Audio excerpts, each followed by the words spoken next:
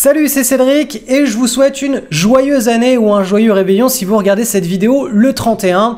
La semaine dernière c'était Noël, j'ai pas publié de vidéo, alors je rattrape le temps perdu. Je vais vous présenter vraiment une pelletée d'opportunités de swing trade en daily cette semaine. Vous allez voir, il doit y en avoir au moins 10 ou 15 là des actions.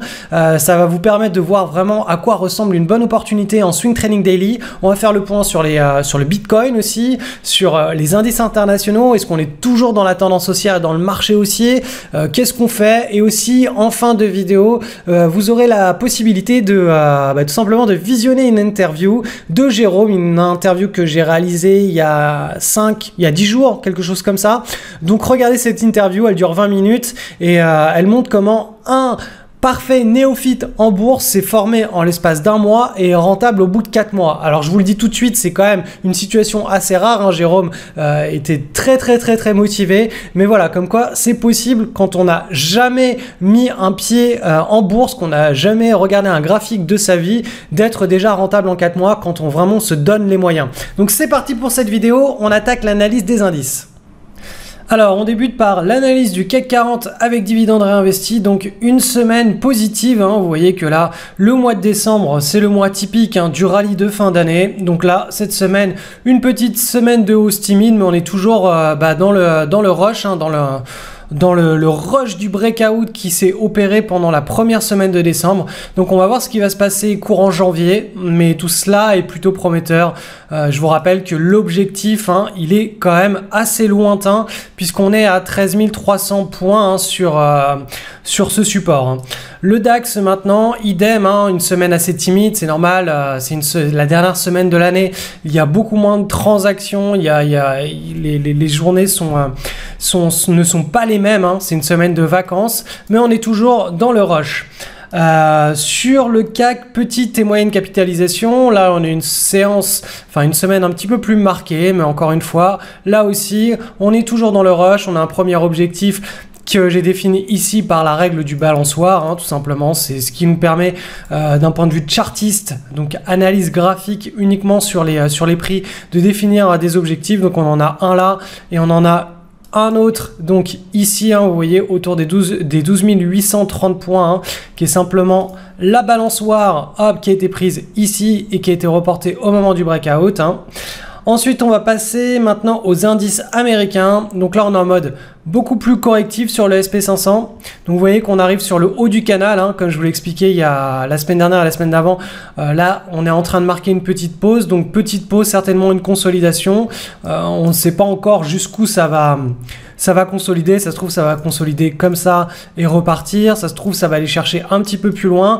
Nous, notre sentiment de marché reste positif parce qu'on est toujours dans ce canal haussier depuis 2016, depuis le début de l'année 2016. Donc ça, c'est vraiment très positif pour la continuation des choses tant que ce canal haussier tient bon. Et enfin, le Nasdaq est dans le même genre de situation que le SP500.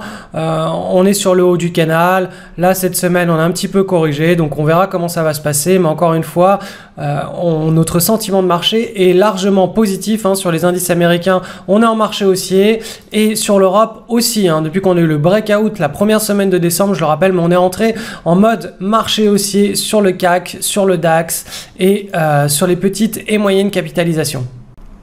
Alors j'en profite pour faire un petit point aussi sur le Bitcoin, sur la crypto-devise. Donc pour rappel, pour mémoire, je vous avais expliqué que ici on avait un signal de hausse. D'ailleurs ici aussi, je vous avais fait une vidéo en direct en avril 2016. Vous pouvez aller voir sur le blog ou sur la vidéo YouTube pour voir la situation à cette époque-là. Ensuite ici, on a eu un signal et on a eu la confirmation du signal. Donc bien là, pendant cette cassure. Donc si on regarde sur du weekly, sur de l'hebdomadaire, on voit que l'envolée des cours est en train de se mettre en place. Donc voilà, c'est les deux signaux. Ici et ici, donc là, on a les volumes qui arrivent massivement sur la crypto-devise. Donc a priori, on a un bon potentiel d'appréciation avec, comme à son habitude, une envolée assez parabolique des cours à chaque fois sur cet actif. Alors quand on est dans des conditions de marché qui sont aussi favorables aux actions, c'est-à-dire marché haussier sur les indices américains et européens, on a effectivement beaucoup d'opportunités, notamment en swing trading daily. Donc dans la vidéo de cette semaine, je vais faire un petit peu une exception. D'habitude, je vous présente entre 2 et 4 titres. Là, je vais vous en présenter plus. Je vais être un petit peu plus rapide aussi à vous les présenter, mais c'est essentiellement des swing trade daily, donc avec des patterns et des configurations en journalier, donc sur l'unité de temps daily, comme vous pouvez le voir ici, hein. Vous choisissez daily ou journalier si vous avez la plateforme en français, et vous allez voir qu'on a eu beaucoup d'opportunités au cours des 2 dernières semaines. Pour rappel, samedi dernier, je vous ai pas fait de vidéo puisque tout simplement c'était Noël, c'était le 24 décembre et c'était famille pour tout le monde. Donc je vais un petit peu rattraper aussi les opportunités qui étaient détectées sur nos screeners pour la vidéo de la semaine dernière et que je n'ai pas pu vous présenter. Alors on va commencer par un premier titre sur le Nasdaq qui est une roquette de marché. Regardez, on a une large base ici, très large base. On sort de cette large base, on a une petite base de type roquette, des volumes énormes ici avant le breakout, donc juste là, et là on a le breakout avec des volumes encore plus énormes. Donc là on a vraiment une très belle roquette sur cette action qui a pris en l'espace de 2 séances, hein, c'est vraiment typique des roquettes, hein, qui a pris voilà pratiquement 60% en 2 séances. Ensuite ALBUD, donc ça bah voilà, on a une large base. La nouvelle tendance naît. Alors là, ce qui est vraiment très intéressant sur ce titre, c'est qu'on a des volumes extraordinaires hein, sur cette tendance qui vient de naître. Et on a enfin la première consolidation. Donc c'était vraiment le premier setup de trading qui était tradable en fait sur cette action. Avant, il n'y avait pas grand chose de tradable. Et donc là, on a eu le breakout avec volume et confirmation du breakout vendredi. Donc là aussi, c'est une très belle opportunité qui, je l'espère, tous les swing traders daily hein, ont su prendre. Ensuite, on a le titre à RGX.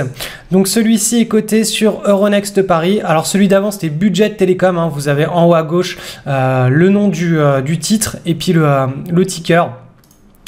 Et là aussi, c'est Euronext Bruxelles maintenant. Donc, on a une large base ici, la tendance qui naît, on a la première consolidation, le breakout avec volume. Donc ça, c'est une tasse avec une anse. Le seul petit bémol, hein, on va dire, sur cette action, c'est que le momentum, hein, donc tout simplement la tendance haussière ici, n'est pas extrêmement forte, surtout depuis en fait la cassure de la large base. Idéalement, nous, ce qu'on aime voir après la cassure de la large base, c'est un mouvement qui soit un petit peu plus vertical et qu'ensuite on ait ce genre de pattern de consolidation. Mais bon, ça faisait partie des patterns tradables de la semaine. Hein. C'était vraiment quand même relativement propre. Surtout, regardez la qualité de cette micro-base. Elle est bien tight, hein, bien serrée sur le pivot. On a les volumes qui arrivent juste avant la cassure du pivot et la confirmation des volumes sur la rupture du pivot véritable. Autre titre, MPET, ça c'était davantage, c'était entre du swing trade daily, swing trade hebdo. Donc ça c'était un titre que je voulais vous présenter la semaine dernière, mais dont je n'ai pas pu faire de la présentation parce qu'il n'y avait pas de vidéo. Donc typiquement, hein, voilà, la large base, un nouveau marché haussier qui naît avec là aussi, regardez, une magnifique tendance et des volumes énormissimes. Et vous voyez que là, pendant la première vague de hausse, on a pris 300%. Donc le potentiel explosif de cette action est vraiment très important.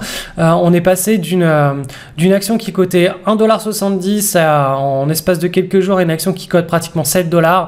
Donc là, on avait le breakout avec volume et puis là, l'envolée des cours. Donc pour tous ceux qui ont su profiter de cette opportunité, moi je n'ai pas pris le trade et je regrette un petit peu. Eh bien, vous avez déjà un trade qui est neutralisé depuis pas mal de temps maintenant. Ensuite, autre titre coté sur le marché allemand, B7E, donc le breakout s'est effectué il y a 3 jours, donc c'était mercredi. La validation le jeudi, ça manque un petit peu de volume ici. Vous pouvez le voir que là, les volumes ne sont pas incroyables. Après, en soi, l'opportunité, ça fait partie des opportunités de la semaine, hein, large base, hop, on déclenche la nouvelle tendance. On a la première configuration technique hein, en termes de consolidation hein, qui est tradable ici et le breakout cette semaine. Voilà, je pense qu'il y a mieux, mais ça fait partie des opportunités propres et tradables de cette semaine. Hein. Ensuite, titre sur le Nice REN. Donc celle-ci, là aussi, regardez cette large base. Ensuite, les volumes qui arrivent massivement et qui montrent qui révèle tout l'intérêt des investisseurs pour ce titre qui sont en train de l'accumuler. Là, on avait une première tasse avec une anse. L'anse était un petit peu plus haute que le plus haut de la correction, de la première vague. Vous voyez que idéalement, quand on a ça, eh bien, le pivot, on aime bien le voir dessiner sur le même plus haut. Alors que là, vous voyez que le pivot est un petit peu plus haut. Bref, c'est pas ça le plus important. On a eu le breakout il y a 2 semaines, titre que j'aurais pu vous présenter donc la semaine dernière dans la vidéo hebdo. Donc concrètement, le breakout s'est effectué ici. Hop, les volumes étaient timides. Le lendemain, pendant la validation du breakout, là, on avait les vrais gros volumes. Donc ça, c'est du swing trade daily. Ensuite, ALBLD, alors ça c'est un titre que j'ai pris en portefeuille. Moi je fais très peu de swing trading daily, mais comme on avait tout simplement comme on avait des configurations assez intéressantes et qu'on avait beaucoup d'actions, enfin que le marché est très massivement haussier, qu'il y a beaucoup d'actions dans ce genre de situation, moi j'ai pris le trade sur cette action. Donc là aussi, une action qui a enregistré un run, donc entre là et là, de près de 80%, ensuite une large base, très large base, qui est au sein d'une tendance haussière. Ensuite là, un run, hop, de 20 à 22%. Donc là, on a le breakout, on a eu les volumes, ça manque un peu de liquidité. Typiquement, quand on prend ce genre de trade, il ne faut pas qu'on prenne des lignes énormissimes. En tout cas, bon là, on avait vraiment les volumes. C'est-à-dire qu'avant le breakout, là, ça trahissait. Voilà, juste ici, ça trahissait le breakout qui allait arriver le lendemain. Le lendemain, on a eu le breakout et là aussi, il y avait des volumes exceptionnels. Donc, tout simplement, prise de position réalisable ici. Ensuite, VGP, là aussi, prise de position sur cette action. C'est pareil, une action qui manquait un peu de liquidité, mais la pattern était vraiment très propre. Le comportement de l'action était vraiment très propre. Donc là, vous voyez que c'est une action qui a pris... Hop, 147%. On a la première belle pattern de type tas séance qui s'est dessinée sur des plus hauts. Donc là aussi, typiquement, le scénario de trading réalisable, c'est prise de position autour de la cassure du pivot, un stop sous le dernier creux. Alors, je vais vous le mettre en rouge. Hop, et ensuite, on surfe la tendance, on neutralise le trade le plus rapidement possible. Allez, je vous en présente 3 derniers. Après, la vidéo va être trop longue, donc là aussi, large base, on s'extrait de la large base, on a la première consolidation, les volumes qui arrivent, hop, ici, juste avant le breakout, donc là, il y a des acheteurs qui arrivent, ici, hop, pendant le breakout, les acheteurs sont là, et là, on a la confirmation du breakout avec là aussi des volumes qui arrivent, et le lendemain aussi. Donc là, tout ça, ça trahit tout simplement le comportement acheteur des intervenants. Et donc là, hop, c'est en train de partir. Algem, alors celui-ci, pour moi, ça manquait trop de liquidité, ou en tout cas, pour un petit compte, c'est tradable, mais pour un compte qui est un petit peu plus important, c'est un peu trop délicat d'entrer, de sortir sur un titre comme ça. Quoi qu'il en soit, en dehors de cette liquidité qui était un petit peu trop absente, vous le voyez, il y a plein de séances ici. Et là, toutes les séances avant le breakout, il n'y a pratiquement eu aucune variation des cours, pratiquement aucun volume échangé, aucune action échangée. Vous voyez que là, on a eu 21 titres qui ont été échangés le 13 décembre. Le 14 décembre, on a eu 23 titres échangés. Donc ça fait un petit peu peur. Voilà, bref, c'est...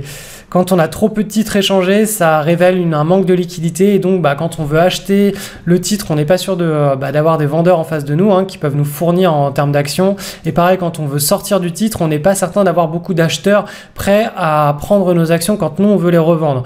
Donc à partir de ce moment-là, ça devient un petit peu dangereux d'entrer sur des titres qui sont trop peu liquides. Quoi qu'il en soit, cette action avait un très fort momentum. Là, on avait une petite pattern, les bandes de Bollinger bien resserrées et le breakout avec des volumes en augmentation la journée du 16 décembre, la journée du breakout. Et enfin, dernier titre pour cette semaine, c'est un titre italien. Donc là, la large base, une large base de 1, 2, pratiquement 3 ans, 2 ans et demi. Ensuite, on a eu un premier run. Alors quand je dis run, c'est simplement une envolée des cours de presque 140% en l'espace de quelques mois pendant l'été et l'automne. Et ensuite, là, on a la première consolidation. On a eu la cassure du pivot Donc ici, hein, ça c'est de la roquette, ça, hein. Typique, hein, large base, run, première consolidation, les bandes de Bollinger bien resserrées, une belle pattern en tasse séance, le breakout avec volume ici, ça c'est de la roquette, hein. Alors vous voyez, tout ça c'est du swing trading daily et tout récemment j'ai eu un témoignage de Jérôme. Alors je suis pas habitué à faire des témoignages, hein, je vais commencer à en faire quelques-uns. Il y en a plusieurs qui vont arriver, que je ferai certainement au mois de janvier, de swing trader daily, hein, qui rencontrent du succès dans leur tout simplement dans leur apprentissage et dans leur suivi des marchés. Donc là c'est un reportage, c'est une interview de Jérôme qui s'est formé en l'espace d'un mois pendant le mois d'août de l'été dernier, et 4 mois après il est déjà rentable. Donc je vous encourage à regarder cette interview. Elle dure environ, je crois de mémoire, ça dure combien? Ça dure 20 minutes. Donc il vous expliquera un petit peu son parcours, les formations qu'il a suivies, hein. En réalité les formations elles sont juste en dessous, vous pouvez cliquer sur le lien dans la description. Et tout simplement pour avoir accès à cette interview, et bien le lien et lui aussi dans la description de la vidéo que vous êtes en train de regarder. Je vous souhaite un joyeux réveillon, et puis faites bien la fête, profitez bien, et mes meilleurs vœux de réussite pour cette année 2017. À très vite.